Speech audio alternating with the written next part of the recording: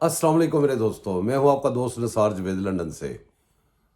आज 28 तारीख है, 28 दिसंबर, सुबह के 10 बज गए लंदन में।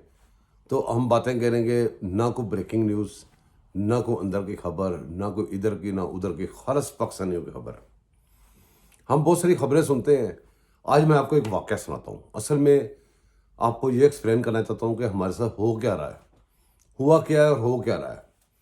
कोशिश करूँगा अगर आपको मेरा ये वाक़या शायद समझ में आ जाए जो मैं वाक़या सुनाने लगा हूँ। पुराने बड़े बूढ़े एक वाक़या सुनाते थे कि कोई मुल्क था, उसके जो रहने वाले बासी थे, उसकी जो अवाम थी, उसकी दुआओं में बड़ा असर था।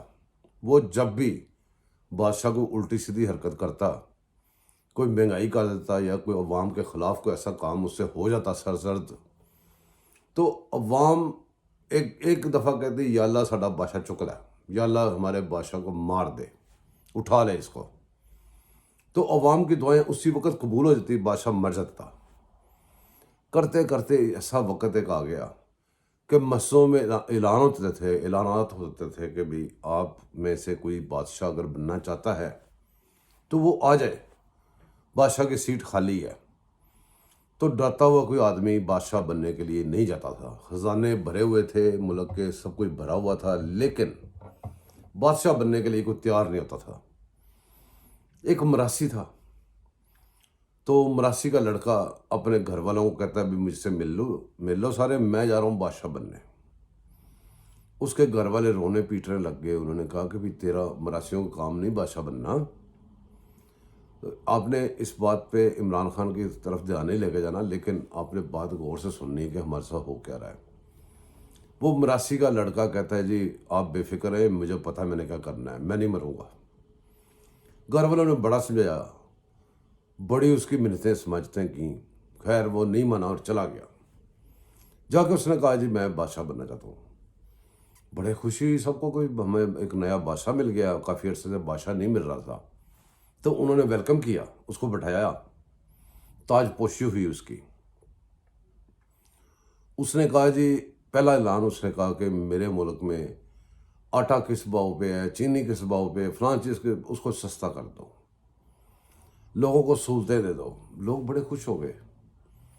सहूलतों के चक्कर में ही, सहूलतों के अंदर ही लपेट के उसने ख़जाने में से अपने वज़ीर को कहा भी बहुत सारी फाशा औरतें जमा करो और शराब का हर कॉर्नर पे, हर कोने पे शराब की दुकान बना दो और फाशा औरतों को सरकारी ख़जाने से तनख्वाह दे के इनको छोड़ दो, इनको शराब की एक बोतल भी दो, ये लेके सुबह निकला करें, गाहक गाहक फंसाएं फ्री में, कोई पैसे नहीं लेने गाहकों से। उनको शराब भी, रक्स व सुरूर की महफिलें सजाएं उनके लिए और उनको खुश करें। मेरी अवाम को खुश होना चाहिए। दुनिया बड़ी खुश, पूरा मुल्क बड़ा खुश कि यार हमें ऐसा बादशाह पहली दफ़ा मिला है जो हमारे लिए इतना सोचता है। उसने 1 साल 2 साल तक ना उसको, या 3 साल 7 महीने लगा ले, आप ऐसे कर लें, 3 साल 7 महीने अपनी अवाम को इतनी याशी करवाई, इतनी याशी करवाई, दीन से दूर कर दिया, हर चीज़ से दूर कर दी जो अच्छी थी, और जो गलत चीज़ें थी उनके पीछे लगा दिया। उसके बाद उसने ऐलान किया कि पूछा वजीर से, हाँ जी आटा क्या भाव, उसने कहा जी ये भाव, उसने कहा डबल कर दो। चीनी क्या भाव, उसने कहा ये भाव, उसने कहा वो भी डबल कर दो। हत्ता कि उसने मुल्क की हर चीज़ को डबल कर दिया। वो औरतें भी वापस नौकरी से निकाल दी, वो शराबें भी सारी बंद कर दी, सारा कौमी ख़जाने पे जो ख़र्चा था उसको बंद कर दिया, लेकिन माल बहुत जमा कर लिया हुआ था, तो वो लगा के उसने जनाब जी तबाही मचा दी पूरे मुल्क में। अब अवाम चूँकि आदी थी, उसको पता था कि हम जब मर्जी बादशाह को मार सकते हैं। वो इज्तमाही तौर पे खुद अपने अपने घरों में बैठ के जहाँ उनको मौका मिलता था वो बद्दुआएं करती थी कि या अल्लाह साढ़े बादशाह ने चुक लाया, या अल्लाह हमारा बादशाह मर जाए। लेकिन बादशाह नहीं मरता था। कितना टाइम गुजर गया, बादशाह नहीं मरता था। बड़ी अवाम ने दुआएं की कि ये मर जाए, मर जाए, मर जाए, मर जाए, नहीं मरा। खैर कुछ इलाकों के लोग जमा हो के उसके माँ बाप को लेके उसके पास हाजिर हुए انہوں نے پوچھا کہ بادشاہ سلامت ایک گل پوچھنی ہے، ایک بات پوچھنی ہے ہم نے کہ جو بھی بادشاہ یہاں پہ آتا تھا اس کو ایک دفعہ بد دعا ملتی تھی، مر جاتا تھا، لیکن آپ کیسے، آپ نے کیا ٹونا، کیا جادو، کیا پنکی پیرنی کا سے کوئی تویزے لے لیا ہے کہ عوام بد دعائیں کر رہی ہے اور آپ نہیں مر رہے؟ وہ ہنس کے اس نے کہا کہ مجھے پتا تھا کہ میرے ملک کی عوام کی بد دعاؤں میں اور دعاؤں میں بڑی طاقت ہے، اس کا میں نے آگے بندوبست کیا ہے، میں نے سارا اثر زائل کروایا ہے ان بد دعاؤں کا، ان کو ایسے کاموں پہ لگایا کہ ان کی بد دعاؤں کا اثر زائل ہو جائے۔ تو اب یہ بد دعائیں کرتے ہیں میرے لیے، جتنی مرضی کریں، مجھے کوئی فرق نہیں پڑتا۔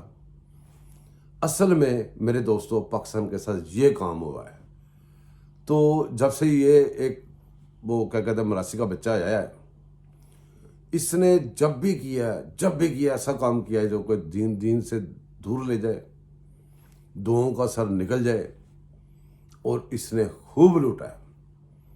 اب ہم چلتے ہیں اندر کی، باہر کی، سجے کی، کھبے کی، وہ بریکنگ نیوز اور یہ سارے صحافیوں کی بات کرتے ہیں۔ اپنے ملک میں آپ دیکھیں کتنے صحافی ہیں، وہ جو ٹی ویوں پہ بیٹھے ہیں، جو وی لاگر ہیں، جو یوٹیوب پہ بیٹھے ہیں، جو چینلز پہ بیٹھے ہیں، جو اینکرز ہیں۔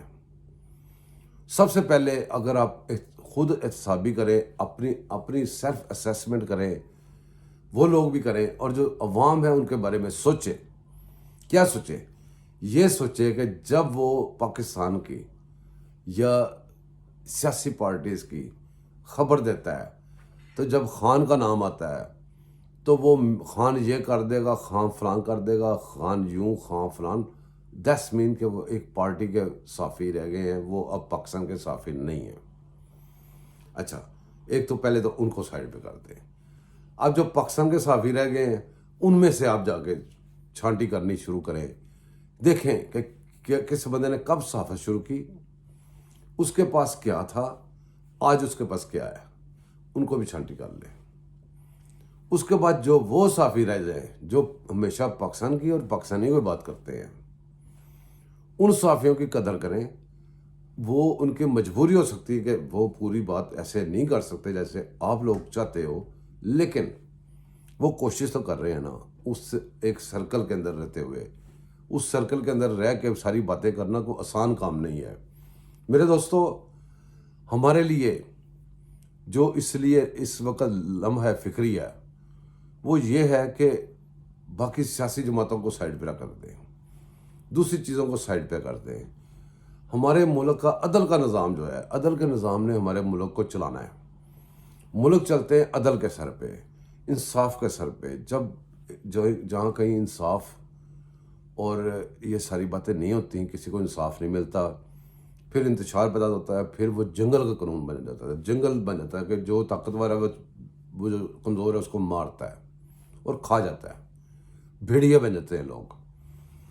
ہمارے ملک میں آج کل جو عدلیہ کا نظام چلا ہوا ہے، سحر بندیال، ایک لڑکی جو کہ بندیال جو سپریم کورٹ کا چیف جسٹس ہے، اس کی بیٹی، اس نے اپنے باپ کے کرتوتوں کے اوپر رشوت جو لی، رشوت میں تنخواہیں وصول کی، اس نے بڑا عرصہ اس کو نوکری دی گئی رشوت کے طور پہ، اس نے اس کو انجوائے کیا۔ جس دن رات کو 12 بجے وہ کھلنی تھیں عدالتیں، اس دن اس کو ریزائن کروا کے گھر میں بٹھا لیا کہ وہ راستہ بند کر لیا، کہ وہ راستہ کھول لیا ہوگا وہ پیسے آنے کا۔ بہرحال ابھی جو اس وقت بحران بنا ہوا ہے پاکستان میں، پورا پنجاب عجیب و غریب کیفیت میں مبتلا ہے۔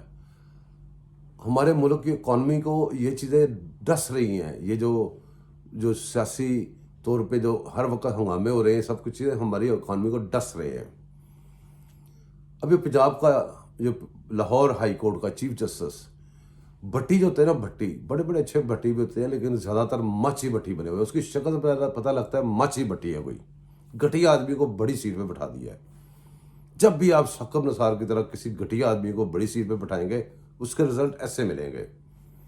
اب وہ بھٹی اس کا ایک دماد ہے، سب کو پتہ ہے سب کے سامنے کیا ہو رہا ہے۔ کوئی دنیا کا قانون کو کتاب نکال کے وہ بتائے کہ کس قانون کس کتاب کے اوپر اس نے یہ فیصلہ کیا ہے۔ اسی طرح حکم نثار جو اس نے فیصلے کیے تھے، بتائے دنیا کی کون سی کتاب میں بلیک ڈکشنری اور دوسری چیزیں کون سے قانون میں لکھا ہوا ہے، پاکستان کے کس آئین میں کس کونے میں لکھا ہوا ہے؟ یہ لوگ اپنی بادشاہت قائم کر چکے ہیں.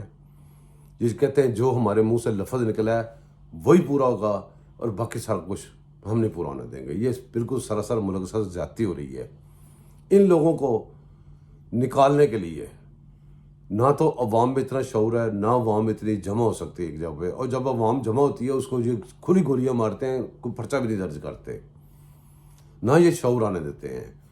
اصل میں جو ہمارے ملک کے جو معاملات ہیں، مسئلے ہیں جہاں سے بگڑ رہے ہیں، ہم ان کے اوپر روشنی ڈالنے کے لیے بیٹھتے ہیں. ہمیں کوئی سزا ملے، جو مرضی ملے، ہم اپنے ملک کے لیے ملک سے پیار کرتے ہیں، ہم یہ باتیں کرتے رہیں گے. میرے دوستو، ہم آگے چلتے ہیں کہ یہ تو ہمارے ساتھ جو ہو رہا ہے آپ کو نظر آ رہا ہے. اب ملک کی جو اکانومی ہے اس کو، جب آپ کو یاد ہوگا کہ ایک دفعہ اس کی عمران خان کی حکومت تھی، پارلیمنٹ کے فلور پہ کھڑے ہو کے ایک وزیر نے ایک لفظ کہا تھا کہ ہمارے جو پائلٹ ہیں ان کے پاس ڈگریز 2 نمبر ہیں. اس کا خمیازہ ایک لفظ کا، وہ اس نے ایک لفظ بیچا تھا. یہ لوگ بیچتے ہیں، ورنہ تو یہ بولتے نہیں. اس وقت پی اے کی بات نہیں ہو رہی تھی پارلیمنٹ میں، پائلٹوں کی بات نہیں ہو رہی تھی. وہ بس ایک دم اٹھا ہے، اس نے آواز لگا دی کہ جو پائلٹوں کی ڈگری 2 نمبر ہے. اس کا خمیازہ آج تک ہم بھگت رہے ہیں. ہماری جو پی اے کی، ہماری جو قومی ایئر لائن ہے وہ تباہ و برباد کر دی گئی. اس کا پہلے برا شر تھا جس کو کہتے ہیں گرتی ہوئی دیواروں کو ایک دھکا اور دو. وہ گرتی ہوئی دیوار تھی انہی لوگوں کی کرپشن کی وجہ سے. جب اس کو دھکا دیا وہ گر گئی، ختم ہو گئی. ہماری وہ قومی ایئر لائن جس کے اوپر ہم پراؤڈ تھے، جس کو دنیا کی بہترین ایئر لائن کا ہونے کا بھی ایک دفعہ شرف حاصل ہو چکا تھا، اس بغیرت انسان نے ایک لفظ اپنا بیچ کے، منہ سے ایک لفظ نکال کے ملک کی قومی ایئر لائن تباہ کر دی. یہاں سے آپ اندازہ لگائیں کہ جب آپ کہتے ہیں ہماری اکانومی تباہ ہونے والی، ملک دیوالیہ ہونے والا ہے، اور اس وقت جب آپ یہ لفظ کہتے ہیں تو اس کا اثر اسی طرح ہوتا ہے جیسے پی اے کا اثر ہوا تھا. جو لوگ ابھی تک چھوڑے ہوئے ہیں، جو ابھی تک جو دل میں آتا ہے وہ کہہ دیتے ہیں، ان کو جب تک لگام نہیں ڈالی جائے گی تب تک کچھ نہیں ہوگا. جب تک ہمارے پاس ایک سکینڈل آتا ہے کہ جیسے پاپا جان کا سکینڈل آ گیا. اب اصولی طور پہ پاکستان میں یہ رواج بننا چاہیے، یا تو جس نے الزام لگایا وہی جرم اس کے اوپر لگایا جائے، اس کو کٹارے میں لایا جائے، یا پھر اس کی تفتیش تحقیق پوری ہونی چاہیے. یہ نہ ہو کہ کوئی پرائم منسٹر بیٹھ کے کہے کہ میں نے دیکھ لیے، چیک کر لیا، ٹھیک ہے سب. کوئی بھی الزام لگے، نواز شریف پہ طیارہ ہائی جیکنگ کا الزام لگ جائے، عمران خان پہ توشہ خانہ کا الزام لگ جائے، کسی پہ کوئی بھی لگ جائے، میں یہ نہیں کہتا کس پہ کیا لگے، یا الزام لگانے والے کو سزا ملنی چاہیے یا جس نے جرم کیا اس کی سزا ملنی چاہیے. جب ایک سکینڈل آتا ہے اس کے بعد اس کے اوپر خاموشی ہوتی ہے. وہ جو ایسے ادارے ہیں جو اس تفتیش کو، اس کی تحقیق کو، اس کے فیصلوں کو روکتے ہیں، اصل میں ملک سے دشمنی وہ کر رہے ہیں. اگر سپریم کورٹ نے کہا تھا کہ بھی آئین اس نے توڑا ہے جب رات کو 12 بجے کھلی تھی، تو اس کا سزا نہیں جاری کریں گے تو وہ جو جاری نہیں کر رہے یا جو اس کو جاری کرنے کی راہ میں حائل ہیں، رکاوٹ ہے، وہ مجرم ہیں جو ملک کی تباہی کا باعث بن رہے. اصل ملک دشمن وہ ہیں. اگر توشہ خانہ میں چوریاں ہوئی ہیں، توشہ خانہ میں اگر یہ سب کچھ ہوا ہے، اگر فارن فنڈنگ ہوئی ہے جو کہ اتنے سال لگ کے ثابت ہوا ہے کہ فارن فنڈنگ ہوئی ہے، اس کو سزا جزا میں جو لوگ، جو ادارے حائل ہیں، اصل میں ملک دشمن وہ ہیں. ہمیں باہر سے کسی اور کے دشمن سے کوئی خطرہ نہیں ہے. ہمیں یہ دشمن ہمیں نقصان پہنچا رہے ہیں. ٹائم لمبا ہو رہا ہے میرے دوستوں، مجھے اجازت دیں، پھر ہم بیٹھیں گے اسی طرح ایک نئے ولاگ میں، پھر ملیں گے. میں آپ کے لیے دعائیں کروں گا، آپ میرے لیے دعا کیجیے گا. اگر آپ کو میری یہ ویڈیو اچھی لگی ہو، جتنی آپ کو اچھی لگی ہو اتنی مجھے سپورٹ کر دیجیے گا. اللہ حافظ.